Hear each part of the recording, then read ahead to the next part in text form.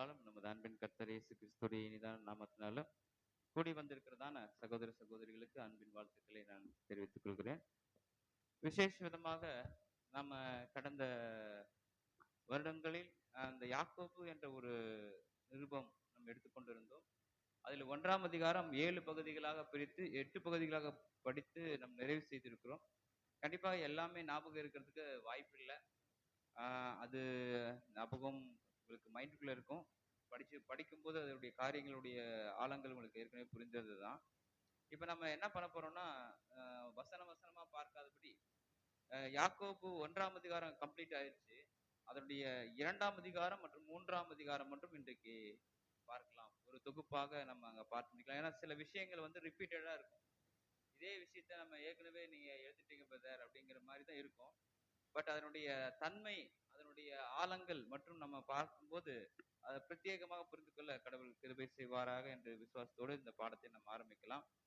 நம்ம ஒரு சுருக்கத்தை மட்டும் தொடர்ந்து நம்ம பார்த்துட்டு நம்ம ஸ்டார்ட் பண்ணலாம். 1ஆம் அதிகாரம் யாக்கோபு என்ற ஒரு நிருபத்துல 1ஆம் அதிகாரம் என்ன இருக்கும்னா, ஒரு 2 பிரிவுகள் 2 பகுதிகளை உள்ளடக்கினதாக இருக்கும். அதுல சோதனைகள் மற்றும் அறிவுரையும் எச்சரிக்கையும் அப்படிங்கிற 2 பகுதிகளை உள்ளடக்கினது தான் இந்த 1ஆம் அதிகாரம். இந்த அறிவுரையும் எச்சரிக்கையும் என்ற பகுதி வந்து எது எதுக்கு பொருந்தும் அப்படின்னா, 2ஆம் அதிகாரம், 3ஆம் அதிகாரம், 4ஆம் அதிகாரம், 5ஆம் அதிகாரம், மொத்தமா அந்த 5 அதிகாரங்களுக்கும் அது பொருந்தக்கூடியதாக இருக்கிறது. இதை தொடர்ந்து நாம் பார்க்கும்போது யாக்கோபு 2ஆம் அதிகாரத்துல 2வது அதிகாரம் 2 பிரிவுகளாக பிரிக்கப்பட்டு இருக்கிறதை நம்ம அங்க பார்க்கலாம். அந்த மொத்த வசனம் பாத்தீங்கன்னா 1 முதல் 13 வரைக்கும் ஒரு வசன பகுதி, அதுக்கப்புறம் 14ல இருந்து 26 வரைக்கும் ஒரு வசன பகுதி, 2 பகுதிகள். 2ஆம் அதிகாரத்துல 2 பெரும் பகுதிகளாக அங்க இருப்பதை நம்ம அங்க காணலாம். அதுல முதல் தலைப்பாக நாம் எடுத்துக்கொள்ள வேண்டும் என்றால் 1 முதல் 13 வரை உள்ள வசனங்கள் ஏழைகளை மதித்தல் அப்படிங்கிற ஒரு விஷயம் அங்க பதியப்பட்டிருக்கிறதை பார்க்கலாம். 14ல இருந்து 26 வரை உள்ள வசனங்களை நீங்க வாசிச்சு பார்த்தீங்க அப்படின்னா, அதுல என்னென்ன இருக்குன்னா, நமது விசுவாசமும் விசுவாசத்தோடு கூடிய நற்செயல்களும், செயல்கள், அதாவது செயல்கள் என்றால் நம்ம தமிழ்ல கிரியைகள் அப்படிங்க அங்க பதிவு செய்யலாம். சோ கிரியைகள், செயல்கள். இது ஆர்சி பைபிள்ல நம்பிக்கையும் செயல்கள் இருக்கும். நமக்கு எப்படி வரும்னா விசுவாசமும் கிரியைகளும் அப்படிங்கிற ஒரு பகுதியை உள்ளடக்கினதாக அங்க இருக்கும். 3வது அதிகாரத்துல பார்க்கும்போது 1 முதல் 12 வரை உள்ள வசனங்களை நாவடக்கத்தை பற்றி பேசியிருக்கோம். 13ல இருந்து 18 வரை மெய் நாணம் அப்படிங்கறத பத்தி பேசியிருக்கோம். சோ இந்த 2 அதிகாரம் மட்டும் இன்றைக்கு நாம் தியானிக்க நம்ம முயற்சி செய்யலாம். சரி, பார்க்கலாம். மொத்தம் எத்தனை அதிகாரம் பாத்தீங்கன்னா, இந்த யாக்கோபு என்ற ஒரு நிருபங்கள்ல 1ஆம் அதிகாரம் உள்ள வாசிச்சு நம்ம 2ல இருந்து 5 வரைக்கும் மொத்தம் 71 வசனங்கள் 9 பகுதிகள் இருக்குது. அதுல நம்ம இன்றைக்கு 2 மற்றும் 3 நம்ம வாசிச்சு முடிக்கலாம். சரி, 2வது அதிகாரம் முதல் பகுதிக்குள்ள நம்ம கடந்து செல்லலாம். நம்ம லாஸ்டா பார்த்ததுனால நம்ம கொஞ்சம் பார்க்கிறோம். சரி, இப்போ அந்த முதல் பகுதிக்குள்ளார வாசிக்கலாம். நீங்க 1ல இருந்து 10, 1ல இருந்து 13 வரை உள்ள வசனங்களை நீங்க வாசிக்கலாம். 2 வாசிங்க. நான் சொல்லும்போது நிறுத்திக் கொள்ளுங்க. என் சகோதரரே, மகிமையுள்ள நம்முடைய கர்த்தராகிய இயேசு கிறிஸ்துவின் மேலுள்ள விசுவாசத்தை பட்சபாதத்தோட பற்றி கொள்ளாதிருப்பீர்களாக. இது கொஞ்சம் நம்ம கிளியரா பார்க்கணும். நம்ம மகிமையுள்ள அந்த விஷயங்களை ஒரு பார்க்கும்போது அதுல ஒரு விஷயம் பார்க்க கூடாதுங்கிறாரு. என்ன பார்க்க கூடாது அப்படிங்கிறாரு? பட்சபாதம். பட்சபாதம்னா என்ன? பட்சபாதம் இங்கிலீஷ்ல பார்ஷியாலிட்டிங்கிறது சொல்லுவோம். அப்படின்னா என்ன? வேறுபாடு. தமிழ்ல நீங்க சொல்லும்போது வேறுபாடு. எந்த மாதிரி வேறுபாடு பார்க்க கூடாதுங்கிறாரு அப்படின்னா, என்ன வேறுபாடு பார்க்க கூடாது? அதுதான் ஃபர்ஸ்ட் தலைப்பு நான் பார்க்கும்போது ஏழைகளை மதித்தல் அப்படிங்கிற ஒரு தலைப்பின் கீழே பார்க்கும்போது எல்லாம் தெரிஞ்ச விஷயம் தான். நீங்க நான் புதுசா ஒண்ணு சொல்ல போறதில்ல. இது வரைக்கும் யாருமே கேட்காத விஷயத்த நான் சொல்ல போறதில்ல. இல்ல நான் போய் யோசிச்சுக்கும் போது எனக்கு புதுசா ஒரு பாயிண்ட் கிடைச்சிச்சு அப்படிங்கறதெல்லாம் சொல்ல போறது கிடையாது. வேதத்தில் என்ன இருக்கோ, அந்த வசனத்தில் என்ன இருக்கோ, நான் அதைத்தான் நான் ஹைலைட் பண்ண நான் பார்க்கிறேன். அதெல்லாம் நீங்க என்ன பண்ணுங்கன்னா, கொஞ்சம் என்னோட கூட டிராவல் பண்ண முயற்சி பண்ணுங்க. என்ன விஷயம் அப்படின்னு நான் பார்க்கும்போது மீண்டுமாக வாசிங்க அந்த வசனத்தை. என் சகோதரரே, மகிமையுள்ள நம்முடைய கர்த்தராகிய இயேசு கிறிஸ்துவின் மேலுள்ள விசுவாசத்தை பட்சபாதத்தோட இயேசு கிறிஸ்துவின் மேலுள்ள விசுவாசத்தை பட்சபாதத்தோடு நீங்க என்ன பண்ணாதீங்க, பற்றி கொள்ளாதிருப்பீர்களாக. பற்றி கொள்ளாதிருப்பீர்களாக. பற்றி கொள்ளாதீங்க. பட்சபாதத்தோடு நீங்க விசுவாசம் பண்ணாதீங்க. விசுவாசம் வந்து ஒரு ஒரு குறிப்பிட்ட நபர்களுக்கு இப்படி, ஒரு குறிப்பிட்ட நபருக்கு இப்படி அப்படின்னு சொல்லி அது ஒரு ஒரு பட்சபாதம் வரீங்க. ஒரு தலை பட்சம்னு சொல்லுவாங்க. இவங்களுக்கு இப்படித்தான் விசுவாசம், இவங்களுக்கு இப்படித்தான் விசுவாசம். ஏழைகளுக்கா நீங்க உங்களுக்கு தனி, இல்ல பணக்காரங்களுக்கா உங்களுக்கு தனி, இல்ல இந்த கேரக்டருக்கா இது தனி, அந்த கேரக்டருக்கா அது தனி அப்படின்னு சொல்லி நம்ம ஏதாவது பகுத்து பிரிக்க முடியுமானா அதெல்லாம் இல்ல. பட்சபாதத்தோட நீங்க இயேசு கிறிஸ்து மேல உள்ள விசுவாசத்தை எப்படி பண்ணக்கூடாதுங்க, பட்சபாதம் இல்லாதபடி விசுவாசிக்க வேண்டும் என்ற ஒரு விஷயத்தை அங்க போட்டிருக்கு. தொடர்ந்து நம்ம வாசிக்கலாம். ஏனெனில் பொன் மோதிரமும் இப்போ நான் செக்ரிகேட் பண்றேன், நீங்க ஃபுல்லா வாசிக்க வேணாம். இப்ப நான் என்ன பண்ண போறேன்னா, இந்த பகுதியில 1 முதல் அந்த பகுதி இருக்கிற வசனத்தை நம்ம என்ன பண்ற போறோம், கொஞ்சம் பகுத்து 1:13 வரை உள்ள வசனங்களை நான் பார்க்கலாம். இப்ப என்ன பண்றேன்னா, இங்க ரெண்டு விதமான வகுப்பார் இருக்கிறாங்க. 2 விதமான ஒரு வகுப்பார். இப்ப நம்ம இதுக்கு பேர் இது ஆர்சி பைபிள்ல நம்ம வாசி பாத்தீங்கன்னா தொழுகை கூடம் நம்ம சொல்லுவோம். இது நம்ம என்ன சொல்லுவோம், நம்ம இந்த பகுதிக்கு என்ன பேர் சொல்லுவோம், தேவாலயம். நம்ம பிரேயர் ஹால் அல்லது தேவாலயம் இல்ல சபை கூடி வருகிற ஒரு இடம். சபை கூடி வருகிற ஒரு இடம். சபை கூடி வருகிற இடத்துல நம்ம எப்படி பாக்குறோம்னா, சபை கூடுதலுடைய பார்வை அப்படின்னு வைக்கிறோம். சபையினுடைய பார்வை, சபையாருடைய பார்வை அப்படின்னு வச்சுக்கலாம். சபையாருடைய பார்வைனா என்ன அர்த்தம், ஒரு இண்டிவிஜுவல் பர்சனை குறிக்கல. இப்ப நான் சபையில என்னுடைய பார்வைன்னா நான் மட்டும் தனியா பாக்குற விதம்னு அர்த்தம். இப்ப நான் என்ன பாக்குறேன்னா, ஒரு சபையாரின் பார்வை, தொழுகை கூடத்தின் பார்வை. தொழுகை கூடத்தின் பார்வைனா உங்களுக்கு புரியுதா? அதாவது கண்ணுல பாக்குறது இல்ல, கண்ணுல பாக்குறது இல்ல. அந்த டைப்ஸ் என்ன மாதிரி ஆங்கிள் நீங்க பாக்குறீங்க அப்படிங்கிற அந்த செக்ரிகேஷனை நான் என்ன பண்ண போறேன், 2 செக்ரிகேஷன்ல அங்க வேதத்துல பதியப்பட்டிருக்கிறதை நம்ம அங்க பாருங்க. மனப்பான்மை கூட சொல்லலாம், ஆட்டிடியூட் அப்படின்னு நம்ம சொல்லலாம். இன்னும் கூட பார்க்கும்போது இதுல என்ன விஷயம் பாக்குறோம்னா, ஒண்ணு ஏழை, இன்னொன்னு பணக்காரன். நீங்க லிட்டரலா ஏழை பணக்காரன் எடுத்துக்க வேணாம். ஏழை பணக்காரன்னா அதுல இருக்கிற அந்த சாராம்சங்களே நீங்க எதுக்கு வேணாலும் பிரதி சப்ஸ்டிட்யூட் பண்ணி பார்த்துக்கலாம். சோ ஏழை பணக்காரன். இப்போ தொழுகை கூடத்தின் பார்வை, கடவுளுடைய பார்வை, 2 பார்வையா பிரிக்கிறோம். இப்போ ஏற்கனவே என்னன்னு பார்த்தோம், தொழுகை கூடத்து பார்வையில 2 விதமான பிரிவு இருக்கிறாங்க. ஒன்று ஏழை, இன்னொரு பணக்காரன். இதே பார்வையில 2 டைப்பா பிரிக்கிறேன். 2 டைப்ல ஒண்ணு தொழுகை கூடத்தினுடைய பார்வை, இன்னொன்னு கடவுளுடைய பார்வை. சோ இந்த தொழுகை கூடத்துல பார்வை எப்படி இருக்கு அப்படிங்கறத நம்ம பார்க்கலாம். பாருங்க, மீண்டுமாக வாசிக்கலாம். ஏனெனில் பொன் மோதிரமும் நீங்க என்னென்ன செக்ரிகேஷன் ஆகுது அப்படின்னா, 2 கேட்டகரியில ஏழைக்கு ஒரு கேட்டகரி தனியா செக்ரிகேஷன் ஆகுது. செக்ரிகேஷன் புரியும் நினைக்கிறேன், தனிப்பட்ட விதத்துல பிரிஞ்சிருக்கும். பிரித்தல் அந்த விஷயங்கள் இருக்குது. அப்ப அந்த பணக்காரங்கிற ஒரு இதுக்கு என்ன கேட்டகரி வருதுன்னு நான் பாக்குறோம். பாருங்க, வாசிங்க. பொன் மோதிரமும் மினுக்குள்ள வஸ்திரமும். பொன் மோதிரமும் மினுக்குள்ள, கொஞ்சம் கவனிங்க. பொன் மோதிரம், மினுக்குள்ள வஸ்திரம். தரித்திருக்கிற ஒரு மனுஷனும் கந்தையான வஸ்திரம் தரித்திருக்கிற 2 விஷயம். இப்ப ஆடையில செக்ரிகேஷன் நடக்குது. செக்ரிகேஷன் புரியும், பிரித்தெடுத்தல். ஆடை பார்த்து என்ன பண்றாங்க, தரம் பிரிக்கிறாங்க. இப்ப இது வந்து தொழுகை கூடத்தினுடைய பார்வை. ஒரு தொழுகை கூடத்துல வரும்போது ஒரு ஏழை என்ன பண்ணிருப்பாரு, அவர்கிட்ட இருக்கிற ட்ரெஸ் மட்டும் தான் அவர் போட்டு வருவார், சரிங்களா?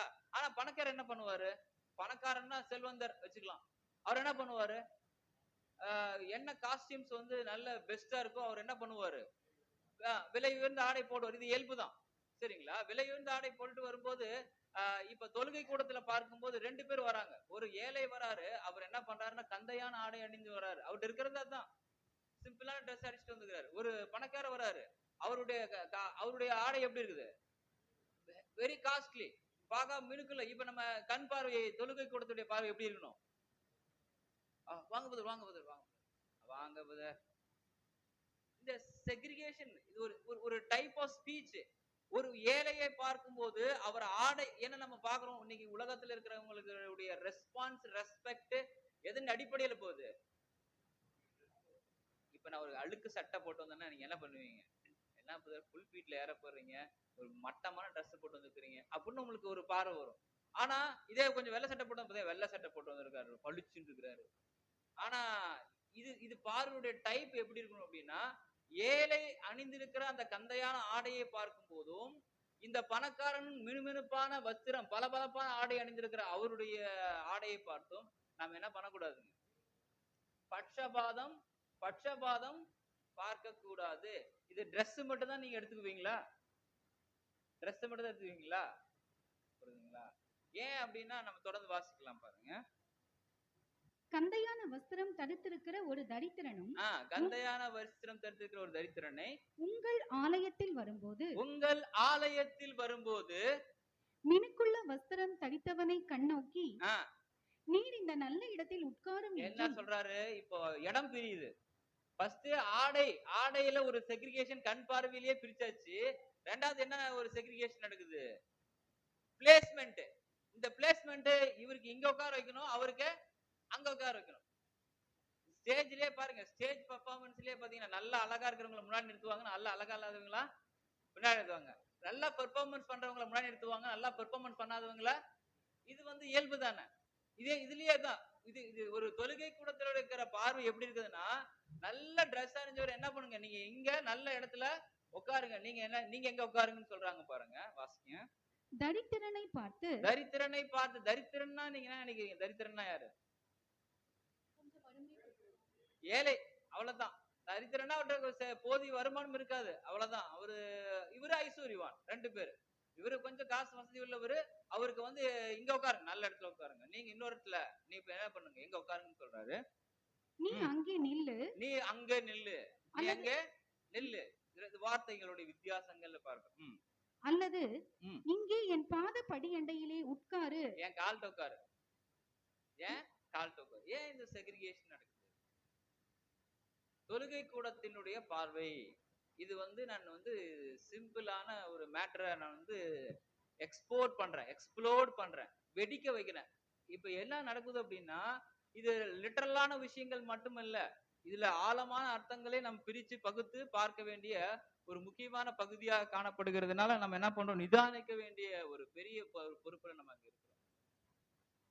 அப்போ ஒரு சகோதரனை நாம் பார்க்கிற பார்வையினுடைய தன்மையிலேயே என்ன நடக்குது? பார்வையிலே என்ன நடக்குது? வெட்டு ஒண்ணு துண்டு ரெண்டு. பார்வையிலே என்ன நடக்குது? பிளவுகள் ஏற்படுகிறதை நம்ம அங்கே பார்க்கிறோம். அப்ப நம்ம என்ன பண்ணோம்னா, தொழுகை கூடத்தினுடைய பார்வை கடவுளுடைய பார்வைக்கு சமமா?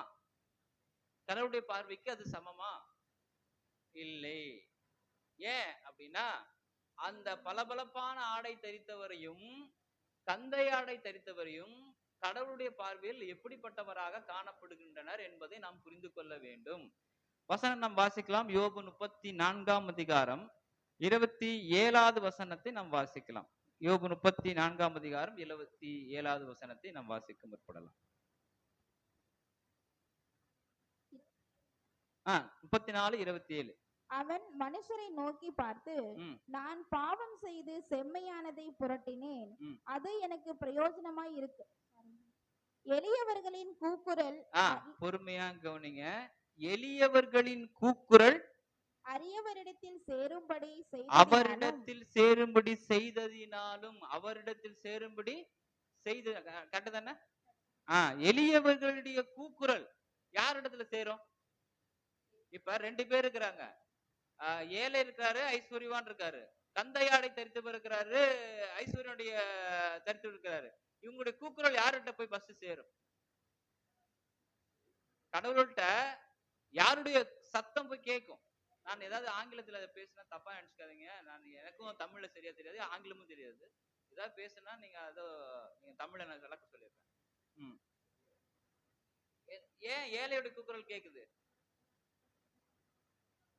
அதெல்லாம் ஏற்கனவே முந்தின பாடத்துல நான் எடுத்திருக்கேன். ஏழையினுடைய கூக்குரல் எப்படி கேக்குது, ஏன் அவருடைய பிடிக்கும் அப்படின்னு. அதுக்கு நம்ம ஒரு வசனம் வாசிக்கலாம். யோபுலயே 36ஆம் அதிகாரம் 6ஆம் வசனத்தை பார்க்கலாம். யோபு 36:6 வசனம் வாசி. அவர் துன்மார்க்கரை பிழைக்க ஒட்டாதிருக்கிறார், சிறுமையானவர்கள்னா அவங்க ஏழைகளை நாம் எடுத்துக்கொள்ளலாம், அல்லது தரித்திரர்களை எடுத்துக்கொள்ளலாம், இல்லை இல்லாதவர்களை எடுத்துக்கொள்ளலாம். சிறுமையானவர்களின் நியாயத்தை என்ன பண்றாரு? அவரு விசாரிக்கிறார். சிறுமையானவர்கள் நான் ஒன்றுமில்லை என்று சொல்லக்கூடிய வாய்ப்பை பெற்ற ஜனங்களாக இருக்கக்கூடிய தரித்திரர்களை கடவுள் என்ன பண்றாரு? விசாரிக்கிறாரு. எனக்கு யாரு ஏன்னா இந்த தரித்திரர்கள் தான் அடிக்கடி சொல்ற ஒரு விஷயம் என்னன்னு, நான் தரித்திரமா இருக்கேன், என்ன விசாரிக்கிறதுக்கு யாரும் இல்ல, என்ன கேட்பாரற்று நான் கிடக்கிறேன்னு சொல்லி யார் ஒருவர் தன்னை தான் மெச்சிக்கொண்டு இருக்கிறாரோ அவருடைய நியாயத்தை யார் கேட்கிறாங்க? பிதாவாகிய கடவுள் அங்க கேட்கிறார் என்பதை நீங்க புரிந்துக்கோ. ஏன்னா அவர் தான் ஒரு நியாயம் விசாரிக்கிறாரு, அவர் தான் அவர் கேட்கிறார், அவருடைய கூக்குரல் கேட்கிறார் அப்படிங்கிற விஷயத்த இந்த ஐஸ்வர்யவான்களுக்கு புரியுதோ இல்லையோ யாருடைய பார்வையில புரிஞ்சிருக்கணும்? தொழுகை கூடத்தில் இருக்கக்கூடியவர்களுடைய பார்வை புரிந்திருக்க வேண்டும். அதனாலதான் அங்க என்ன நடக்குதுன்னா ஒரு பிளவு நடக்குது. இவங்க இந்த ஒரு கேட்டகரியில இருக்கிறாங்க, இவங்க இந்த கேட்டகரியில. பகுத்து பார்த்து ஆள் பார்த்து வேலை செய்தல், ஆள் பார்த்து வேலை செய்தல். ஒரு தொழுகை கூடத்தில் இருக்கிற பார்வை கடவுளுடைய பார்வையை ஒப்பிட்டு பார்த்து வேலை செய்ய வேண்டுமே தவிர ஆள் பார்த்து வேலை செய்யக்கூடாது.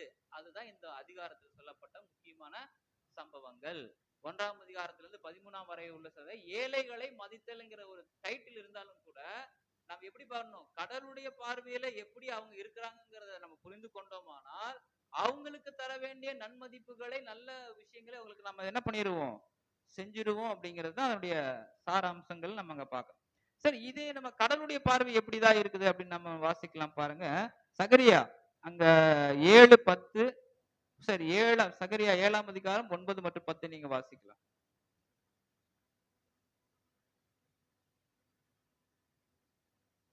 சிறுமையானவன் என்ற வர பதத்துல நீங்க ஏழைகளை போட்டுக்கலாம், தரித்திரன் கூட போட்டுக்கலாம். சகரியா 7ஆம் அதிகாரம் 9 மற்றும் 10. சேனைகளின் கர்த்தர் உரைக்கிறது என்னவென்றால், நீங்கள் உண்மையாய் நியாயம் தீர்த்து அவனவன் தன் தன் சகோதரனுக்கு தயவும் சகோதரனுக்கு என்ன பண்ணணும்? தயவும் இரக்கமும் செய்து விதவையையும் திக்கற்ற பிள்ளைகளையும் பரதேசியையும் சிறுமையானவனையும் ஒடுக்காமலும். அப்ப என்ன பண்ணணும்னா ஒரு தொழுகை கூடத்தில் இருக்கக்கூடிய பார்வை எப்படிப்பட்ட பார்வையா இருக்குன்னா எவ்ரிபடி இஸ் ஈக்குவல். ஒவ்வொருவரும் சபையில் இருக்கக்கூடிய அங்கங்கள் யாருமே இதுல இவர் பெரியவர் அவர் பெரியவர் அப்படிலாம் இல்ல. அவர் கொஞ்சம் வசதி இவர் வசதி இல்ல, இவர் கொஞ்சம் ஞானம் அதிகம் இவர் கொஞ்சம் ஞானம் இல்லை என்பதினாலே அவங்களை நம்ம என்ன பண்ணக்கூடாது? பகுத்து பிரிச்சு பார்க்க கூடாது அப்படிங்கறது அதனுடைய தன்மையாக இருக்கிறது. ஏன்னா அவர் என்ன பண்றாருன்னா, என்ன சொல்றாருன்னா, ஒவ்வொரு சகோதரன் தன் தன் சகோதரனுக்கு நீங்க என்ன பண்ணணும்? தயவு இரக்கம் காட்டணும், தயவு இரக்கம் காட்டணும். கடவுளுடைய பெரிய விஷயமே என்னன்னு அர்த்தம்னா அந்த இரக்கம் தயவு காட்டுதல் தான் இருக்குது அப்படின்றத நம்ம அங்க புரிந்து கொள்கிறோம். அப்போ நம்ம இந்த தயவு இரக்கம் எங்க வருது அப்படின்னா யாக்கோபு 2ஆம் அதிகாரம் 8 மற்றும் 9 நாம் வாசித்து பார்க்கலாம். ஒரு பிரமாணம் சொல்றாரு. என்ன பிரமாணம் அப்படின்னு சொல்லி பார்க்கும்போது ஒரு ராஜரீக பிரமாணம். ராஜரீக பிரமாணம் என்ன? டைட்டில் நம்ம சப்ஜெக்ட் கேட்டிருப்போம் ஏற்கனவே. ராஜரீகன்னு என்ன அர்த்தம்?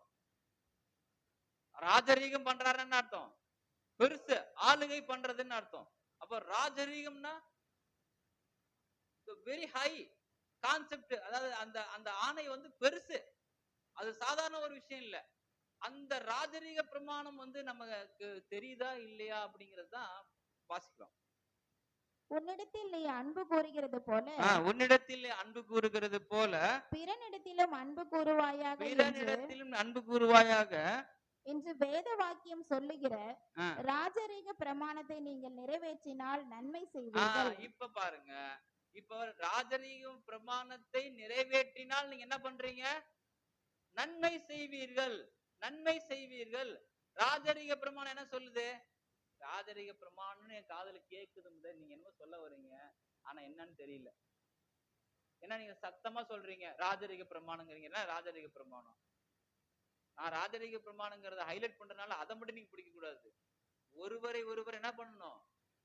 அன்பு கூறணும். தன்னைத்தான் நேசிப்பது போல பிறனையும் நேசிக்கணும். அதுதாங்க ராஜரீக பிரமாணம். என்ன நான் எப்படி நேசிக்கணும் அதே போல பிறனையும் நேசிக்கணும். இப்படி இருந்தா நீங்க என்ன பண்றீங்கன்னா நன்மை செய்வீர்கள்.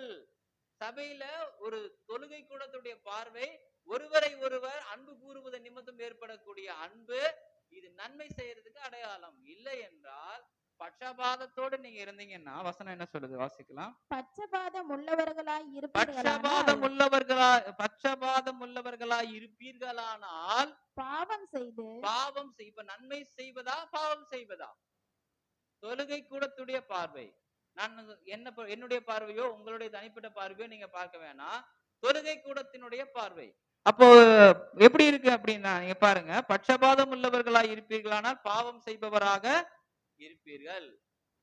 அப்போ நம்ம அந்த ஒருதலை பட்சம் வேணுமா? ஒருதலை பட்சம்னா நீங்க என்ன உடனே போயிடக்கூடாது, ஏழை பணக்காரன் தானே சொல்றீங்க, அந்த மாதிரி நாங்க பாக்குறது இல்லை. நீங்க சொல்றதெல்லாம் எனக்கு புரியுதுங்க. அது இல்ல, அது இல்ல. ஒருவருக்கு ஒருவர் தயவாயும் மன உருக்கமாயும் நாம் நேசிக்க வேண்டும் என்றது புரிந்து கொள்ளும். சரி, இப்ப நம்ம அடுத்ததுக்கு போலாம். 1 யோவான் 3ஆம் அதிகாரம் 4ஆம் வசனத்தை நாம் வாசித்தறியலாம். 1 யோவான் 3:4. பாவம் செய்கிற எவனும் நியாயப்பிரமாணத்தை மீறுகிறான். நியாயப்பிரமாணத்தை மீறுகிறதே பாவம். இப்ப நான் கொஞ்சம் இன்ட்ரோடக்ஷன் பண்ணி அதுக்கு ஒரு டெஃபினிஷன் கொடுக்க ட்ரை பண்றேன். நீங்க யாரெல்லாம் உங்களுக்கு புரியுதுன்னு பாருங்க. நம்மளுக்கு 2 விதமான பிரமாணங்கள் இருக்கா, இல்ல நிறைய பிரமாணங்கள் இருக்கா? பிரமாணங்கள் எடுத்துட்டு எத்தனை இருக்குது எனக்கு தெரியல. கவுண்ட் பண்ணி எக்ஸாக்டா சொல்ற அளவுக்கு நான் பிரில்லியன்ட் கிடையாது. ஆனா இருக்கு, நிறைய இருக்கு. ஆனா நமக்கு தெரிஞ்ச 2 பிரமாணங்களை பார்க்கலாம். ஒன்று பிரமாணம், நியாயப்பிரமாணம். நியாயப்பிரமாணத்தை மீறினா அதுக்கு பேர் என்னது? நியாயப்பிரமாணத்துல எத்தனை பேர் நம்ம கடை பண்ணிருக்கோம்? நியாயப்பிரமாணம் வேணுமா நமக்கு வேணாமா? ஒரு கேள்வி. 2வது ஒரு பிரமாணம் சொல்றேன், சுயாதீன பிரமாணம் நம்மளுக்கு ஒண்ணு இருக்கு. சுயாதீன பிரமாணம் வேணுமா வேணாமா? சுயாதீன பிரமாணமா நியாயப்பிரமாணமா? இது 2க்குமே எனக்கு புரியல. நீங்க கேள்வி கேட்டீங்கன்னா நான் எந்த பிரமாணத்தை பத்தி நான் சொல்றது? சுயாதீன பிரமாணம் தான். இப்ப முன்ன நியாயப்பிரமாணம் வேணும்னீங்க, இப்ப சுயாதீன பிரமாணம் வேணுங்கிறீங்க. இப்ப நியாயப்பிரமாணம் வேணுமா சுயாதீன பிரமாணம் வேணுமா? 2மே வேணும். எப்ப வேணும்? அதுதான் பாயிண்ட் நான் பார்க்கணும். வசனம் வாசிக்கலாம். பாவம் செய்கிற வாசிச்சிருங்க. 3:4. பாவம் செய்கிற எவனும் நியாயப்பிரமாணத்தை மீறுகிறான், நியாயப்பிரமாணத்தை மீறுகிறதே பாவம். அப்போ பாவங்கிறது உங்களுக்கு எப்படி தெரிஞ்சிச்சு? ஏதோ ஒரு சட்டம் இருக்கு. இந்த ஒரு எக்ஸாம்பிள் சொல்றேன். இந்த கோட்டை தாண்டாத அப்படிங்கிறது என்னதுங்க? ஒரு நியாயப்பிரமாணம் வச்சுக்கலாம். நீங்க என்ன போய் அந்த கோட்டை பாப்பீங்க, நியாயப்பிரமாணத்துல கோட்டை தாண்டக்கூடாதுன்னு சொல்லியிருக்கு. நீங்க என்ன பண்ணுங்க, போய் காலை எடுத்து தாண்டுவீங்களா? தாண்டினீங்கன்னா அதுக்கு பேர் என்னது? மீறுதல். அல்லது மீறுதல் அதுக்கு பேரு பாவம். அப்ப பாவம்னா என்னன்னு தெரியுது? இப்போ பாவம்னு உங்களுக்கு எப்படி தெரிஞ்சிச்சு? பாவங்கிறது உங்களுக்கு எப்படி தெரிஞ்சிச்சு? சட்டம். புரியுதுங்களா? அந்த நியாயப்பிரமாண சட்டம் சொல்லிச்சு இது பண்ணா தப்பு, அந்த தப்புன்னு தெரிஞ்சதுனால நமக்கு பாவம் தெரிஞ்சிச்சு. இல்ல அந்த நியாயப்பிரமாணம் இல்ல நமக்கு என்னன்னு தெரிஞ்சிருக்காது. இதுதான் பாவம், இதெல்லாம் செஞ்சா பாவம் இல்ல அப்படிங்கிறது எதன் அடிப்படையில் தெரிஞ்சிச்சு? சட்டத்திட்டங்கள், நியாயப்பிரமாணத்துடைய சட்டத்திட்டங்கள். அப்ப நியாயப்பிரமாணம் நல்லதுதான். ஆனால் நியாயப்பிரமாணத்தையே வச்சுட்டு பேசிட்டு இருந்த குற்றம் கண்டுபிடிச்சோம்னா அதுக்கு பேர் என்னது? அப்ப நியாயப்பிரமாணம் என்ன ஆகுது? யாராலையுமே கடைபிடிக்க முடியல. அப்போ ஒரு பாயிண்ட்குள்ள நம்ம உள்ள என்டர் ஆகிறோம். என்ன என்டர் ஆகிறோம்னா சுயாதீன பிரமாணம்னு ஒண்ணு இருக்கு. ஏன்னா நம்ம எதுக்கு அழைக்கப்பட்டிருக்கிறோம்? நம்ம சுயாதீன பிரமாணத்துக்கு அழைக்கப்பட்டிருக்கிறோம். அப்ப எப்படி நம்ம பேசுறது அப்படின்னா, சுயாதீன பிரமாணத்தை நீங்க கண்ணியும் வாசிங்க, அதுல இல்லைன்னு நினைக்கிறேன். சரி, அந்த நியாயப்பிரமாணம் என்ன சொல்றதுன்னு பார்க்கலாம்னு வச்சுக்கோங்க. ஒரு எக்ஸாம்பிளுக்கு நியாயப்பிரமாணம் ஒரு கட்டளை கொடுக்குது. என்ன கட்டளை கொடுக்குதுன்னா, இரக்கம் செய்யவில்லை என்றால் இரக்கம் இல்லாத நியாய தீர்ப்பு. அதான் சட்டத்திட்ட. நியாயப்பிரமாண சட்டத்திட்ட என்னன்னா, ஒருத்தர் தப்பு பண்ணிட்டாருன்னா அந்த தப்பு பண்ணிட்டவருக்கு கண் எடுத்துட்டாங்கன்னா அதே கண் என்ன பண்ணும்? இரக்கம் இல்லாத செஞ்ச தப்புக்கு இரக்கம் இல்லாத நியாய தீர்ப்பு பண்றது என்ன பிரமாணம்? நியாயப்பிரமாணம். சரிங்களா? இப்ப சுயாதீன பிரமாணம்னா என்ன அப்படின்னு நம்ம பார்க்கும்போது, இப்ப நியாய தீர்ப்புக்கு 2க்குமே இருக்கு. நியாயப்பிரமாணத்துக்கு என்ன இருக்கு? குழப்புதா? நியாயப்பிரமாணத்துக்கு நியாய தீர்ப்பு இருக்கு. அது கண்ணுக்கு கல் பல்லுக்கு பல். இது நீதி, அது இரக்கம் செய்யாத நியாய தீர்ப்பு. ஆனா சுயாதீன பிரமாணம் வருது பாத்தீங்களா? இப்ப என்ன ஒரு எக்ஸ்ட்ரா ஒரு பாயிண்ட் அங்க இன்க்ளூட் ஆகுது அப்படின்னா, நியாயம் செய்வதற்கு முன்பாக, நியாய தீர்ப்பு செய்வதற்கு முன்பாக இரக்கம் முந்திக் கொள்ள வேண்டும் வசனம் இருக்கு. இப்ப நியாயப்பிரமாணத்துல சட்டத்திட்டங்கள் படி அதை செஞ்சா ஆகணும். இதை செய்யும்போது சுயாதீன பிரமாணம் வரும்போது என்ன பண்ணுங்க, ஒரு கன்சிடரேஷன் நடக்குது. என்ன கன்சிடரேஷன் நடக்குதுன்னா, கொஞ்சம் இரக்கம் காட்டுங்க, கொஞ்சம் இரக்கம் காட்டுங்க. இதுதாங்க இந்த ஒரு விஷயத்துக்குள்ள உள்ள அடங்கினதாக இருக்குது பாருங்க. ஒரு வசனம் வாசிக்கலாம். கொலோசியர் 3:13 வசனத்தை நீங்க வாசிக்கலாம். கொலோசியர் 3:13.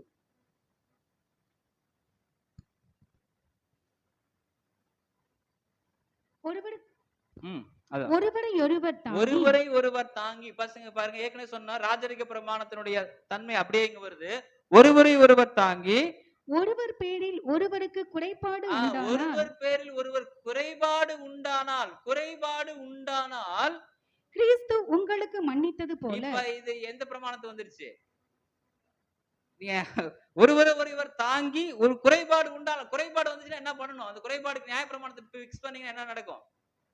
நியாய பிரமாணத்தை பிக்ஸ் பண்ண என்ன நடக்கணும்? அவருக்கு ஒரு குறைபாடு உண்டாக்கிடணும். இப்ப என்ன பண்ணணும்? யாரை ஒரு சப்ஸ்டிடியூஷன் பண்ணணும். இங்க கிறிஸ்துங்கிற ஒரு சப்ஸ்டிடியூஷன் வரும்போது என்ன ஆயிருது? நமக்கு ஒரு லிபரல் அங்க ஆயிருது. அப்ப நமக்காக யாரோ ஒருத்தர் ஆதர் ஆயிட்டாரு. அந்த ஆதரானவர் யாரு? கர்த்தராகிய இயேசு கிறிஸ்து. அப்ப கிறிஸ்து உங்களுக்கு மன்னித்தது போல ஒருவருக்கொருவர் மன்னியுங்கள். இப்போ இங்கே லாயர் வந்துட்டாரா? லாயர் என்ன பண்ணிட்டாரு?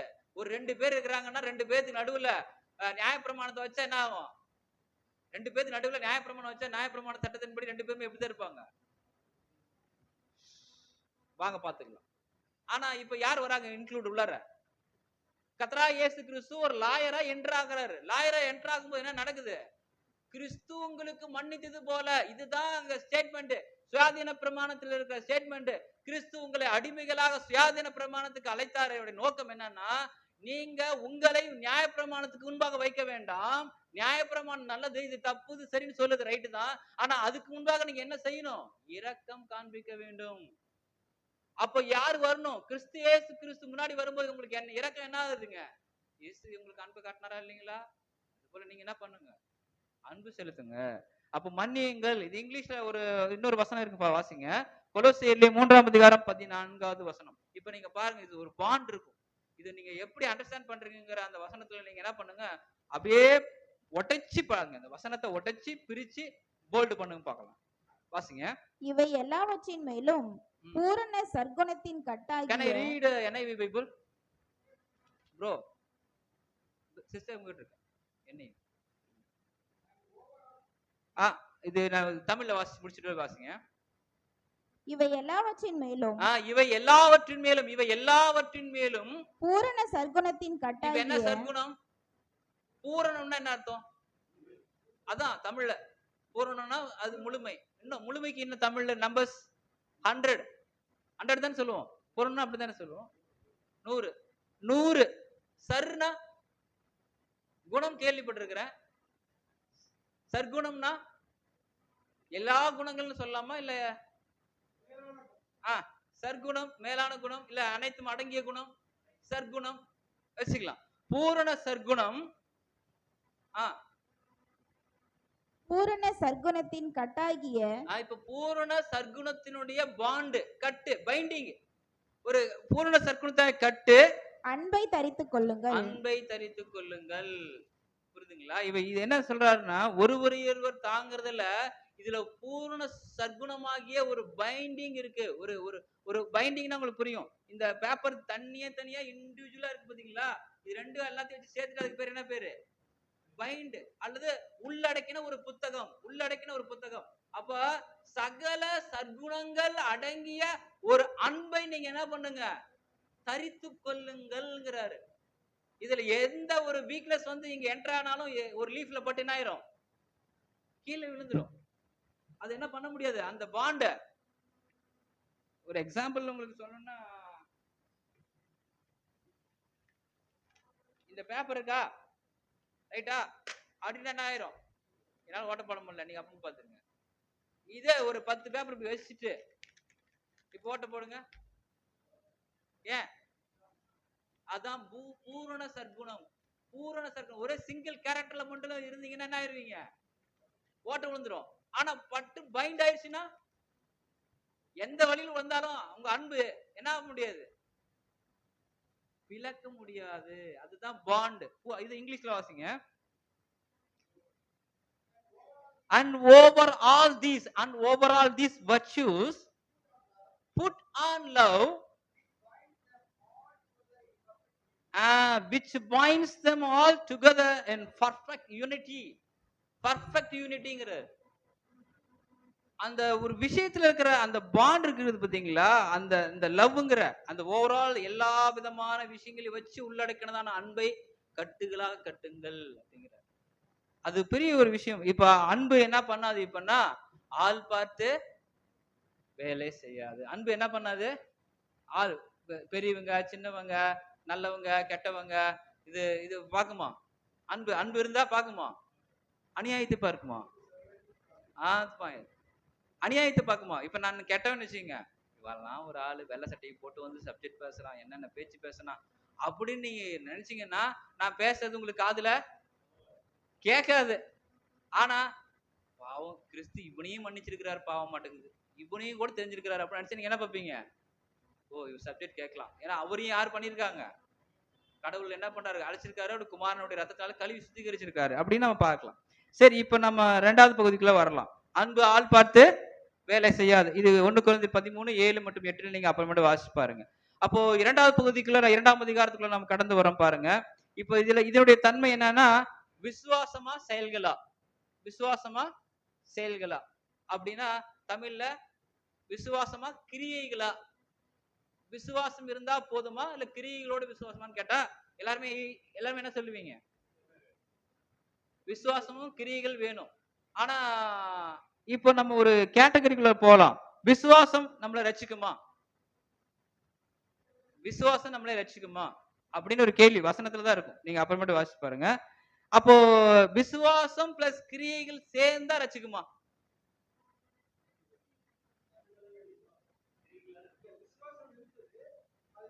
இப்ப நான் அதுதான் இந்த சப்ஜெக்டுக்குள்ள நீங்க வரதுடைய நோக்கமே ரெண்டுமே தேவை. நம்ம ஏற்கனவே சொன்னோம் பாத்தீங்களா, அந்த ஆங்கிள் வரும். விசுவாசம் இருக்கு, கிரியை இருக்கு. விசுவாசம் மட்டும் இருக்குது, கிரியை இல்ல. 2 கேடர்ல வரும். இப்ப நம்ம பார்க்கும்போது இப்ப இந்த கேள்வி இணைந்திருக்கும் போது எது ரட்சிக்கும் அப்படின்னு பார்க்கும்போது அடிப்படை தேவை என்ன ஒரு சகோதரனுக்கு? ஒரு ஆளுக்கு, ஒரு நபருக்கு நம்ம அடிப்படை தேவை ஆடை, ஆகாரம். ஆவரிசையில சொல்லிட்டேன். ஆடை, ஆகாரம் 2 இருந்தா ஒரு மனுஷனுக்கு போதுமா? சோறு துணி இருந்தா போதும். ஆடை ஆகாரம் அது இருக்குதுன்னு நான் சொல்லிட்டு, சகோதரனே வாங்க சாப்பிடுங்க, ஆடை அணிஞ்சுக்கங்க அப்படின்னு சொல்லிட்டு அவருக்கு ட்ரெஸ்ஸும் கொடுக்கல, சாப்பாடும் கொடுக்கல, அதுக்கு பேர் என்ன? என்ன பண்ணல நான்? அவர் நினைச்சிட்டு இருப்பாரு, எப்படியாவது சாப்பாடு போட்டுருவாரு, ஒரு ட்ரெஸ்ஸை கொடுத்துருவாரு அப்படின்னு நினைச்சிட்டே இருப்பாரு. நீங்க போய் பனி அது வசனம் இருக்கும், நீங்க போய் குளிர் காயுங்க அப்படின்னு சொல்லிடுறாரு. ஆனா சாப்பாடும் போடல, ட்ரெஸ்ஸும் தரல. அது பேர் என்னது? கிரியையா? ஆனா இதுல என்ன ஒரு விஷயம் அப்படின்னா, ஒரு விஷயம் வந்து சாப்பாடு போட்டு ட்ரெஸ் கொடுத்து நீங்க அவரை பண்ணிட்டீங்களா, அவர் என்ன பண்ணிடுவாரு? சந்தோஷமாயிருவாரா இல்லைங்களா? பசிக்கும் போது சாப்பாடும் ட்ரெஸ் இல்லாம ட்ரெஸ்ஸும் கொடுத்தீங்கன்னா அவர் படுற சந்தோஷம் வேற யாருக்குமே இருக்காது. அப்படிப்பட்ட சந்தோஷம், அப்பா வயிறு நிரம்பிடுச்சு, ஆடையும் திருப்தியே கிடைச்சிருச்சு. அவரு மகிழும் போது யாரை கனப்படுத்துவாரு? கண்டிப்பா கொடுக்கிறவங்களை கனப்படுத்துவாரு. அதை உதவி செய்த கடவுளுக்கும் அவர் என்ன பண்ணுவார்? நன்றி சொல்லுவார். கடவுளே மக்கள் நன்றின்னு சொல்லுவார். அப்போ விசுவாசம் கிரியைகள் இல்லாத நிலைக்கு பேர் என்ன பேருன்னா டெட் கண்டிஷன் அப்படின்னு சொல்லலாம். விசுவாசமும் இருக்கணும், கிரியைகள் இருக்கணும். டெட் கண்டிஷன் நம்ம பார்க்கணும். இப்ப நமக்கு இதெல்லாம் ஏற்கனவே தெரிஞ்சதை போய் நீங்க டிக்ளேர் பண்றீங்களே, என்ன பண்றது, நீங்க என்ன சொல்ல வரீங்க அப்படின்னா, இப்ப அந்த டெக்ளரை தான் நான் என்ன பண்ண போறேன், கொஞ்சம் எக்ஸ்பான்ஷன் பண்ண போறேன். அந்த எக்ஸ்பான்ஷன் இப்ப விசுவாசம் எங்க நடந்துச்சு, கிரியை எங்க நடந்துச்சு, அதை நம்ம என்ன பண்ண போறோம், பகுத்து பார்க்க போறோம். இப்ப உங்களுக்கு ஒரு உதாரணம் சொல்லணும்னா நீங்க டக்குன்னு எல்லாருமே யார சொல்லுவீங்க? விசுவாசத்துக்கு கிரியிலோடு கூட, அது வசனத்துல இருக்குது சரிங்களா? அது கிரியிலோடு கூடிய உதாரணம் பார்க்கிறோம். ஆபிரகாம் என்ன பண்ணாரு? பேர் ஆபிரகாம் சொன்ன உடனே நமக்கு என்ன பேர் ஞாபகம் வரும்? விசுவாசத்தினுடைய தந்தை, விசுவாசத்தின் தந்தை ஆபிரகாம். ஆனா அவர் என்ன பண்ணாரு? கத்தி எடுத்து ஈசாக்க கழுத்து மேல போட போனார். அப்பதான் என்ன ஆச்சு? அவர் கிரியைகள்னால அங்க காப்பாற்றப்பட்டார். இப்ப விசுவாசம் பூர்ணப்பட்டுச்சு, கிரியைகள் நடந்துச்சு. இப்போ விசுவாசம்னா என்ன? இப்ப கேள்வி, கடவுள் மீது கொண்டுள்ள நம்பிக்கைன்னு நம்ம எடுத்துக்கலாமா? விசுவாசம்னா என்ன சொல்லலாம்? கடவுள் மீது கொண்டுள்ள நம்பிக்கை அப்படிங்கறத நம்ம எடுத்துக்கலாம். இப்போ விசுவாசம் யாரெல்லாம் வைக்கலாம் அந்த உலகத்துல? இப்ப கேள்வி நான் புரியுதுங்களா சொல்றது? விசுவாசம் கிரியைகள் வந்து நல்லது. இப்ப விசுவாசம்னா என்ன கேட்டேன்னா, ஒரு சபை வகுப்பார நம்ம கேட்கும்போது விசுவாசம்னா நம்ம ஏற்கனவே சொல்லிட்டோம், கடவுள் மீது வைக்கக்கூடிய நம்பிக்கை. யாரெல்லாம் வைக்கலாம்? இதுல நோ பார்ஷியாலிட்டி. யார் வேணாலும் கடவுள் மேல என்ன பண்ணிக்கலாம்? அதுக்கு பேர் என்ன பேரு? விசுவாசம்னா தமிழ் அர்த்தம் நம்பிக்கைன்னு பேரு. புரியுதுங்களா? நம்பிக்கை கடவுள் மீது யார் வேண்டுமானாலும் வைக்கலாம். அது பேர் விசுவாசம். அது யார் வேணாலும் அதுல தடையே கிடையாது.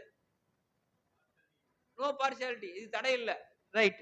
இப்ப எப்படி நம்ம பார்க்கலாம் அப்படின்னா, இது ஒரு சிறந்த உதாரணமாக கர்த்தர் இயேசு கிறிஸ்து எடுத்துக்கலாம். இப்ப நீங்களே உங்களுக்கு ஒரு டைம் கொடுத்துறேன்.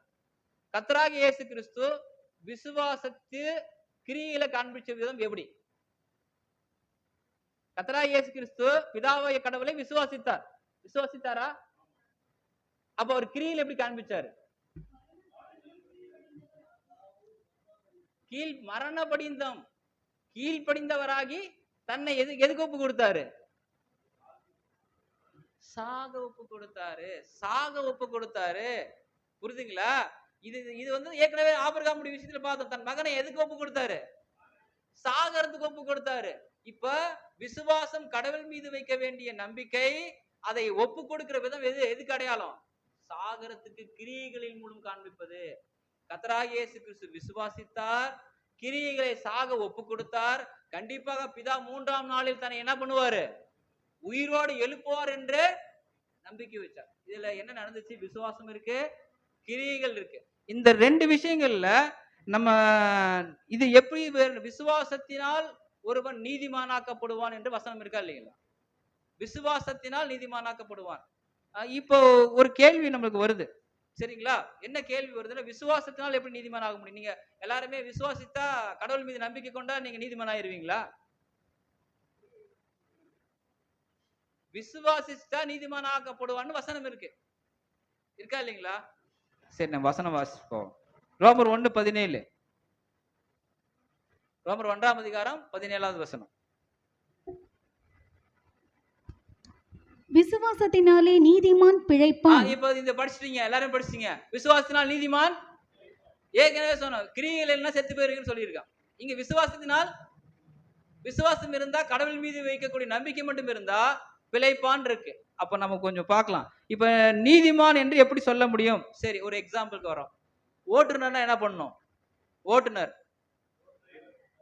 டிரைவர். ஓட்டுநர்னா என்ன பண்ணணும்? ஓட்ட தெரியணும். ஓட்டுநருக்கு என்ன தெரியணும்? ஓட்ட தெரியணும். ஒரு ஓட்டப்பந்தய வீரர் இருக்காரு, அவருக்கு என்ன தெரியணும்? அவர் பேர் தான் ஓட்டப்பந்தய வீரரு, ஓட்டுநர். நீதிமான்னா யாரு? நீதிமான் விசுவாசத்தினால் நீதிமான் பிழைப்பான். அது பேரு, அதுதான் எனக்கு தெரியும். நீதிமான், நான் நீதிமான். நீதிமான்னா டிரைவர்னா என்ன பண்ணும்? ஓட்ட தெரியணும். நீதிமான்னா நீதிகளை செய்ய வேண்டும். நீதி நியாயங்கள் நேர்மைகளை கடைபிடிக்கிறதுக்கு பேர் தான் பேரு நீதிமான். பேரு மட்டும் நீதிமான் வச்சுக்க கூடாது. ரைச்சியஸ் மேன் அப்படின்னு சொல்லக்கூடாது. அதுல ஒரு பிரயோஜனம் கிடையாது. அப்ப என்னன்னா, கடவுள் மீது பற்று கொண்டுள்ளார் நேர்மையுடையவராக இருப்பார், கடவுள் மீது பற்று இல்லாதவர் நேர்மை இல்லாதவராக இருப்பார் என்று ஆர்சி பைபிள்ல இதே வசனத்துக்கு நீங்க தெளிவாக விளக்கம் அங்க போட்டுப்பட்டிருப்பதை பார்க்கலாம். அப்ப நீங்க சபையாவீர்கள் அப்படிங்கிற ஒரு ஸ்டேட்மெண்ட் உங்களுக்கு கொடுக்குறேன். நீங்கள் சபையாவீர்கள், இது கடவுளுடைய வார்த்தை. நீங்கள் சபையாவீர்கள் அப்படின்னு நீங்க எப்படி புரிந்து கொள்வீங்க அப்படின்னா, பாருங்க, சபையாவீர்கள்னா நீங்க என்ன பண்ணணும்? நான் ஒரு ஸ்டேட்மெண்ட் உங்களுக்கு கொடுக்குறேன். நீங்க எல்லாம் சபையாயிருவீர்கள் அப்படின்னு சொல்றேன். இது ஒரு ஸ்டேட்மெண்ட். இதை எப்படி நம்ம புரிஞ்சுக்கலாம் அப்படின்னா, என்னென்ன நடக்கணும் இதுல? இப்ப நீங்க நான் ஏற்கனவே சொன்னேன், விசுவாசம் நான் போர்டுல நடத்திருப்பேன், அதுல இல்லாதனால உங்களுக்கு சொல்றேன். விசுவாசம் கூட்டல் கிரியை, இது இருந்துச்சுன்னா எங்க போயிடலாம்? கடவுள்கிட்ட போயிடலாம். இதுதான் வந்து விசுவாசம் கூட்டல் கிரியை இல்லாதது செத்தது. விசுவாசமும் கிரியை இருந்தா அது உயிரோடு இருக்கிறதுன்னு அர்த்தம். இப்ப நீங்கள் சபையாவீர்கள் அப்படின்னா இதுல எது விசுவாசம், எது கிரியை? நீங்கள் சபையாவீர்கள் ஒரு ஸ்டேட்மெண்ட். நான் உங்களுக்கு இலக்கணம் வந்தா பிரிச்சு சொல்லுவாங்க, கிராமர்ல சப்ஜெக்ட் வெர்ப்னு சொல்ற மாதிரி நீங்கள் சபையாவீர்கள்ல எது விசுவாசம், எது கிரியை? புரியல. நீங்கள் சபையாவீர்கள் என்னது? ஃபியூச்சரா பிரசன்டா? ஃபியூச்சருக்கு பேர் தான் என்ன பேரு? நம்பிக்கை. புரியுதுங்களா? அது விசுவாசம். நீங்க சபையாவணும்னா என்ன பண்ணும்? அது கிரியை. புரியுதுங்களா? நீங்க சபையாவீர்கள்ங்கிறது ஸ்டேட்மெண்ட், இது விசுவாசம். கடவுள் கண்டிப்பா நான் என்ன ஆக்கிடுவாரு? சபையாக்கிடுவாரு சொல்லிட்டு நீங்க நீதிமானுங்கிற பேர் மட்டும் வச்சிருந்தா போதுமா? இல்ல இல்ல இல்ல. நீங்க சபைக்குரிய வேலைகளில் ஈடுபடும் போது, சபைக்குண்டான காரியங்களில் ஈடுபடும் போது, அதற்குண்டான வேலை பார்க்கும் போது நீங்க என்ன ஆயிருவீங்க? நீங்கள் சபையாவீர்கள். கடவுளுக்காக அவர் கண்டிப்பா இயேசு கிறிஸ்து எப்படி நம்பினாரு? அவர் பிதாவையே நினைச்சிட்டு இருந்தாரு. அவர் நான் சாக ஒப்பு கொடுத்தாலும் என்ன 3ஆம் நாள் என்ன பண்ணிடுவாரு? உயிரோடு எழுப்பிடுவாருங்கிற நம்பிக்கை அவர் மேல இருந்துச்சு. அது கிரியைகளை சாக ஒப்பு கொடுத்தார். நாம சபை ஆயிட்டோம், கிரியைகளை சாக ஒப்பு கொடுக்கிறோமான்னா குத்துதே கொடையுதே முடியல. அப்போ எப்படி சபை? நீங்கள் சபையாவீர்கள் சொன்னா, சபையாவீர்கள் சொன்னா அது கிரியைகள்ல அங்க நடக்க வேண்டிய ஒரு விஷயமாக இருக்கிறது என்று நம்ம அங்க பார்க்கிறோம். இப்ப பார்க்கலாம் யாக்கோபு 2ஆம் அதிகாரம் 25, 26. அதுக்கு காத்திருப்பு அவசியமா இருக்கு. இன்னொரு விஷயம், அதுக்கு காத்திருப்பு. நீங்கள் சபையாவீர்கள்ங்கிறது ஒரு லாங் பீரியட், அங்க இருக்குது என்பதை நாங்க பார்க்கிறோம். வாசிக்கலாம். அந்தபடி ராகாப் என்னும் வேசியும். இப்ப இது பாருங்க, ஒரு பிரத்யேகமான ஒரு உதாரணமா இருக்கும். கண்டிப்பா இந்த ஸ்டாண்ட் பாயிண்ட நீங்க என்னோட டிராவல் பண்ணாதான் நீங்க தான் இதை புரிஞ்சுக்கிட்டு நீங்க தான் எனக்கு சொல்ல முடியும். பாருங்க 2:25, 26. அந்தபடி ராகாப் என்னும் வேசியும். ராகாப் என்னும் வேசி. அவன் நல்லவளே கிடையாது. ராகாப் நல்லவளா? இல்ல, அவன் வேசி. தூதர்களை ஏற்றுக்கொண்டு வேறு வழியாய் அனுப்பிவிட்ட போது கிரியைகளினாலே அல்லவோ நீதி உள்ளவள் ஆக்கப்பட்டாள். எங்க இருக்கு? ராகாபு வீட்டுக்கு போறாங்க, அவங்க போய் மேல அட்டாளி மேல ஒளிச்சு வச்சிடுறாங்க. அவங்க போன வாட்டி அனுப்பிச்சுடுறா. இத ராகாபு எங்க நீதிமானாக்கப்பட்டவள் அப்படிதான் போட்டுக்குது.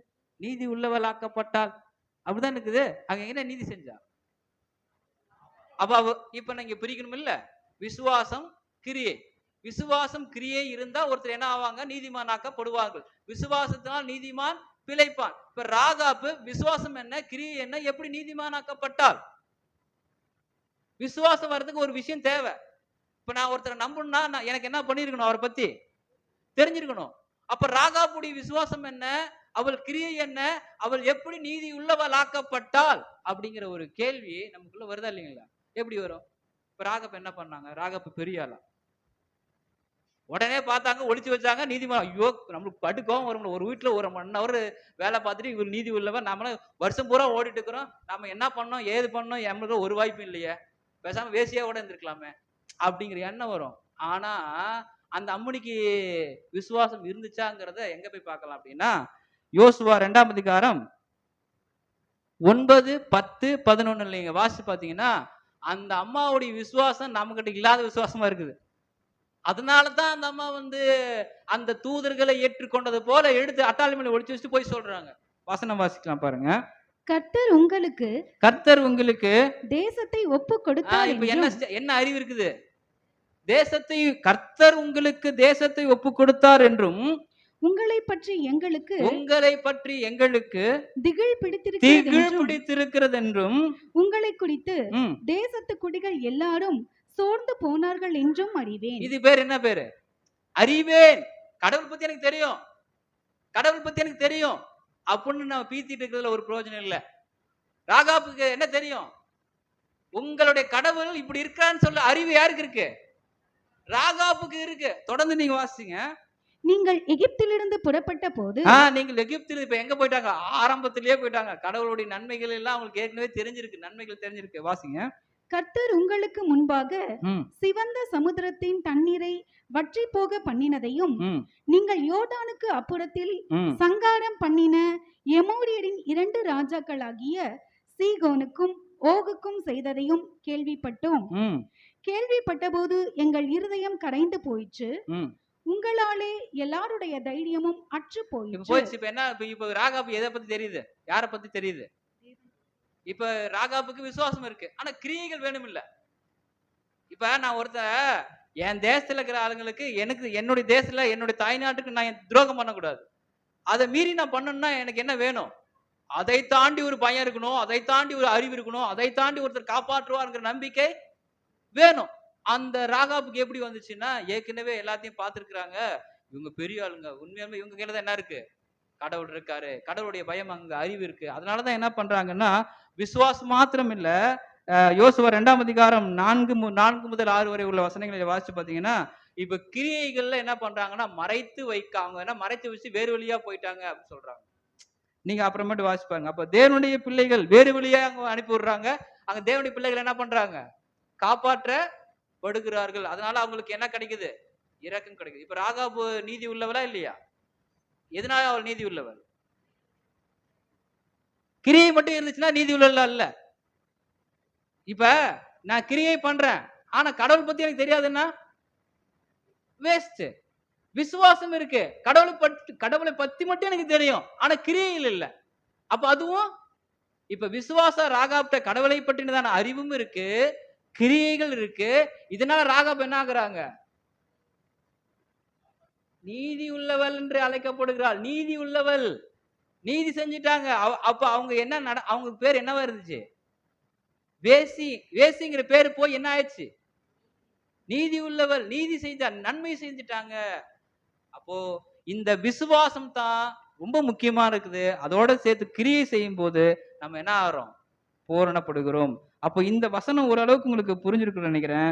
அப்போ விசுவாசத்தோடு ஒரு இருக்கக்கூடிய கிரியையே ஒரு மனிதனை நீதிமானாக்குகிறது, பூரணப்படுத்துகிறது என்பதை நம்ம புரிந்து கொள்றோம். ஏற்கனவே தெரியும், விசுவாசம் கிரியை இதெல்லாம் ஏற்கனவே தெரிஞ்சுதான். அந்த ராகாபுடைய எக்ஸ்பிளனேஷன் நீங்க பாத்தீங்கன்னா ஹைலி எம்பசைஸ், ரொம்ப ரொம்ப பிரத்யேகமாக இருக்கக்கூடிய ஒரு விஷயமா இருக்கு. இது 2ஆம் அதிகாரம் கம்ப்ளீட்டா முடிஞ்சிச்சு.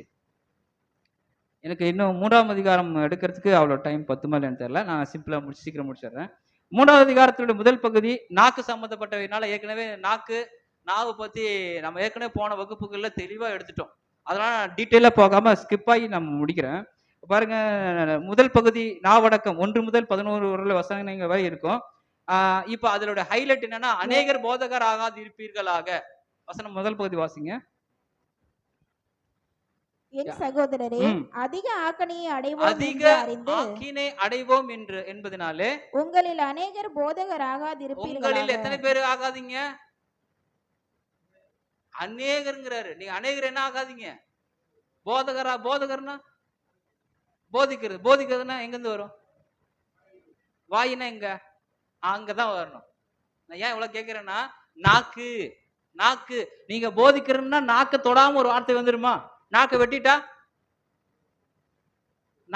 வருமா, பேச வருமா, ஊமை. அப்போ நாவின் வன்மை இருக்கு பாத்தீங்களா, அதனாலதான் அநேகர் நீங்க போதகர் ஆகாது இருப்பீர்களாக அப்படிங்கிறார். ஏன் அப்படின்னா, இதுல சிம்பிளா கோட் பண்ணி வரேன். ஒருத்தர் தொழில் தவறி பேசக்கூடிய வாய்ப்பு இருக்கும், பெருமையானவைகளை பேசக்கூடிய வாய்ப்பு இருக்கும், கரைப்படுத்தக்கூடிய வார்த்தைகள் இருக்கும்.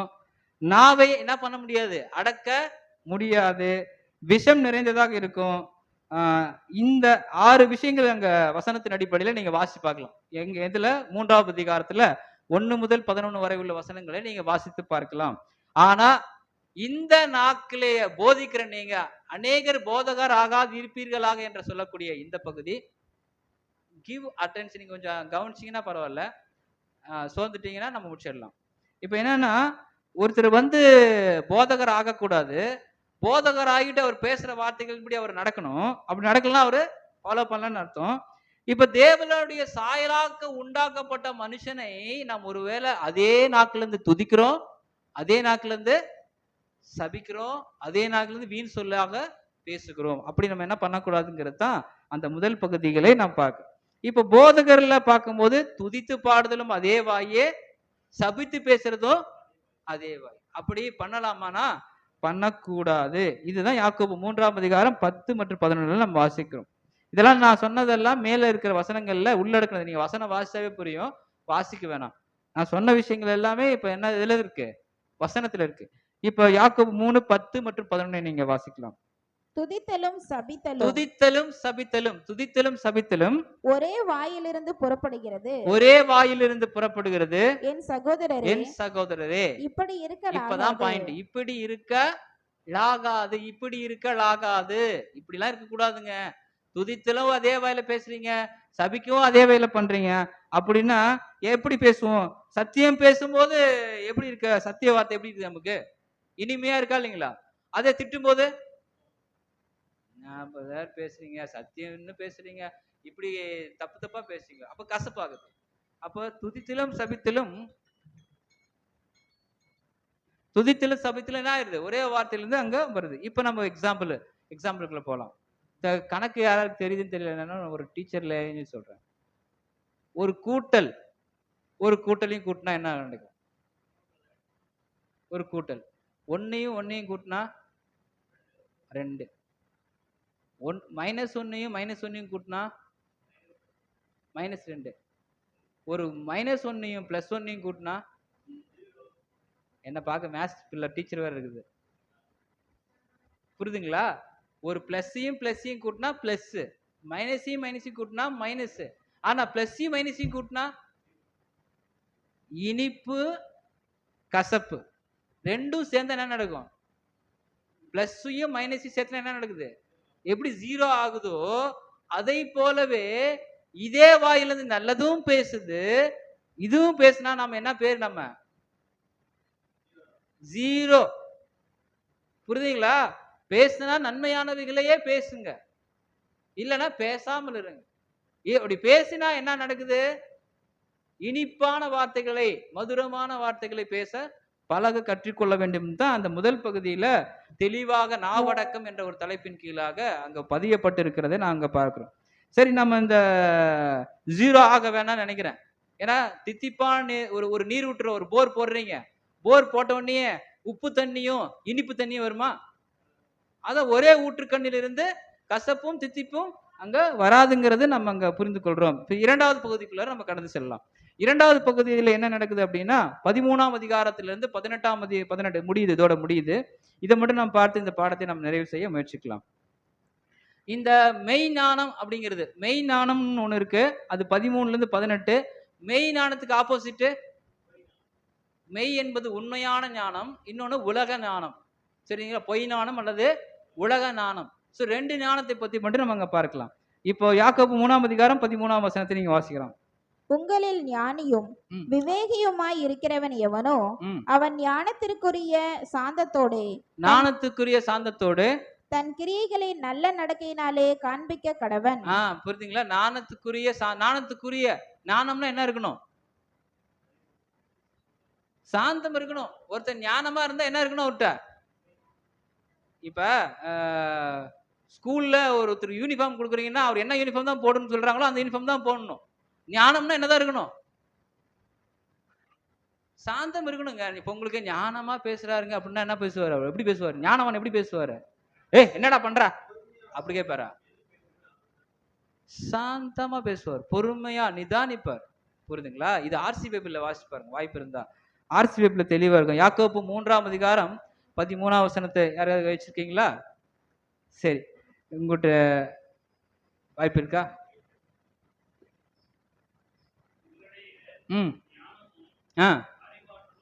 உங்களிடையே ஞானமும் அறிவாற்றலும்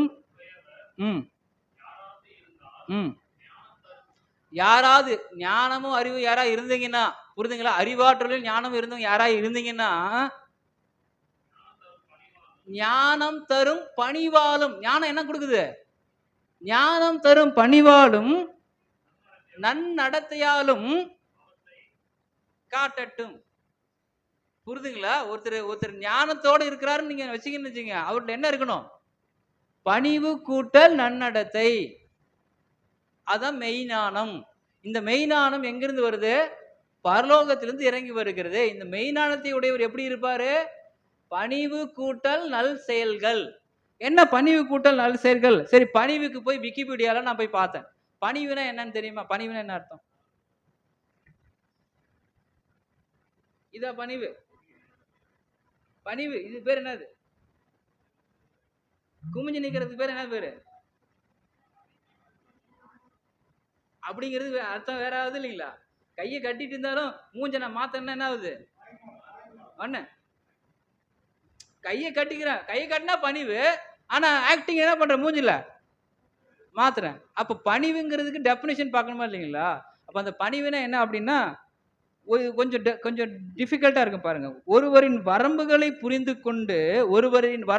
புரிந்து கொண்டு மற்றவர்களிடம் அடக்கத்துடன் நடந்து கொள்ளும் ஒரு பண்பு. ஒருத்தர் ஒரு இது வச்சிருப்பாரு, ஒரு கிரிட்டீரியா. அந்த கிரிட்டீரியாவை புரிஞ்சுக்கொண்டு அவருக்கு பணிந்து கொள்ளக்கூடிய ஒரு பண்புங்கிறார். பணிவு என்பது பெருமை கொள்ளாமல் தன்னை தாழ்த்தி கொள்ளும் ஒரு மனப்பான்மை ஆகும். பணிவு என்பது பெருமை கொள்ளாமல் தன்னை தாழ்த்தி கொள்ளும் மனப்பாங்கு. இதுதான் பணிவு. பணிவு கூட்டல் நல்ல நடத்தை. சரி, நல்ல நடத்தைன்னா என்ன அப்படின்னா அவரது வாழ்க்கையினுடைய குணத்தை பிரதிகலக்கூடிய வழிகள், அது நல்ல நடத்தை. சிறந்த வழிமுறைகளை அவர் செஞ்சுட்டே இருப்பார். பணிவும் நல்லடத்தையும் இருந்தா அவர் எதை உடையவராக இருக்கிறாரு? மெய்ஞானத்தை உடையவராக இருக்கிறார். அந்த மெய்ஞானத்தை வாழ்க்கையில எல்லா இடத்துலையும் என்ன பண்ணுவாரு? காட்டுபவராக இருந்தால் அவர் பரலோகத்திலிருந்து பெறக்கூடிய ஞானத்தை பெற்றுக் கொண்டிருக்கிறார். சரி, உலக ஞானம் பத்தி ஏற்கனவே நம்ம எடுத்தனால நான் டெபினிஷன் கொடுக்கல, அது ரொம்ப டீட்டெயிலா அங்க போகும். யாக்கோபு 3ஆம் அதிகாரம் 17 மற்றும் 18 நம்ம வாசித்து இந்த பாடத்தை நாம் நிறைவு செய்யலாம். பரத்திலிருந்து வருகிற ஞானமோ முதலாவது சுத்தம் உள்ளதாயும். அப்போ பரத்திலிருந்து வருகிற மெய் ஞானம் எப்படி இருக்கு? முதலாவது அது என்னது? சுத்தம். அவ்வளவுதான். அதுக்கு வேற இதே இல்ல. அதுல பணிவு இருக்கும், நல்லடத்தை இருக்கும். அதுல வேற எந்த இருக்காது. அடுத்தது பின்பு சமாதானமும். அது ஒரு 7 கேட்டகரி சொல்றாரு. சமாதானம், சாந்தமும், சாந்தம், இணக்கம், இரக்கத்தாலும், இரக்கம், நற்கிணையினாலும் நிறைந்ததாயும், பட்சபாதம் இல்லாததாயும், மாயமற்றதுமாய் இருக்கும். இதுதாங்க மெய் ஞானம். மெய் ஞானத்தை பெற்றக்கூடிய சபை வகுப்பாராக நாம் இருக்கிறோமா? இதெல்லாம் இருக்கா? இன்பில்ட்டா இருக்கா? சமாதானம் மட்டும் இருக்கா? அதையே நம்ம கொஞ்சம் சத்தம் போட்டு கேட்க வேண்டியதா இருக்குது. சரி, ஓகே, பரவாயில்ல. 18வது வசனத்தை வாசிக்கலாம். அது ஆர்சி பைபிள்ல வாசிங்க. யாக்கோபு 17 18 வாசிங்க தமிழ் நார்மல்ல. நீதியாகிய கனியானது சமாதானத்தை நடப்பிக்கிறவர்களாலே சமாதானத்தில் விதைக்கப்படுகிறது. இது ஏற்கனவே நான் உங்களுக்கு பழைய கிளாஸ்ல எடுத்திருக்கேன். அந்த கிளாஸ் எப்படி அப்படின்னா, இது கொஞ்சம் என்ன எல்லாரும் பாருங்க. அமைதி ஏற்படுத்துவோர் ஒரு விதையை வச்சிருக்காரு. இது ஒரு விதை. இது பேர் என்ன பேரு? இந்த விதைக்கு பேர் என்ன? சாக்பீஸ்ன்னு சொல்லிடாதீங்க. இந்த விதையின் பேரு அமைதி. நான் தான் என்ன பண்றேன்? அமைதி ஏற்படுத்துறேன். நான் அமைதி ஏற்படுத்தக்கூடிய என்கிட்ட என்ன இருக்கு? அமைதியுடைய விதை இருக்கு. இந்த நிலத்துல அமைதியை விதைக்கிறேன். விதைச்சதுல என்ன வரணும்?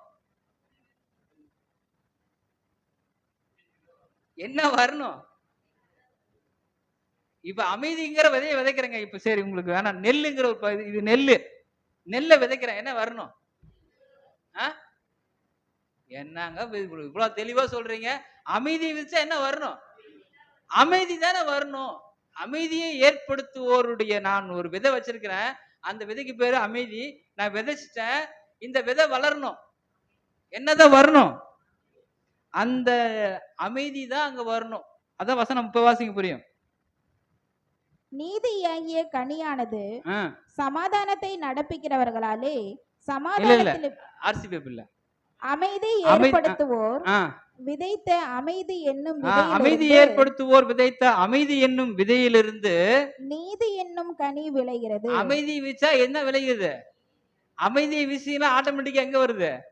நீதி விதைக்கிறேன். நீங்க அமைதியா இருந்தாவே ஒருவேளை நீதி நார்மலாவே நடந்துட மாட்டேங்குது.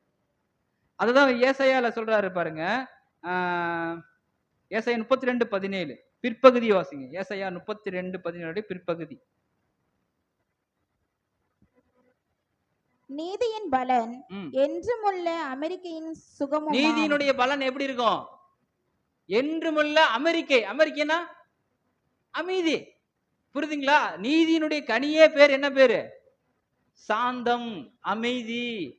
இதெல்லாம் இருக்குது, புரிஞ்சுக்கிறோம்.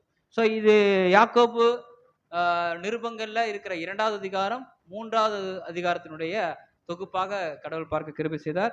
பொறுமையோடு கேட்ட உங்கள் அனைவரையும் கடவுள் தாமே ஆசீர்வதிப்பாராக. ஆமென்.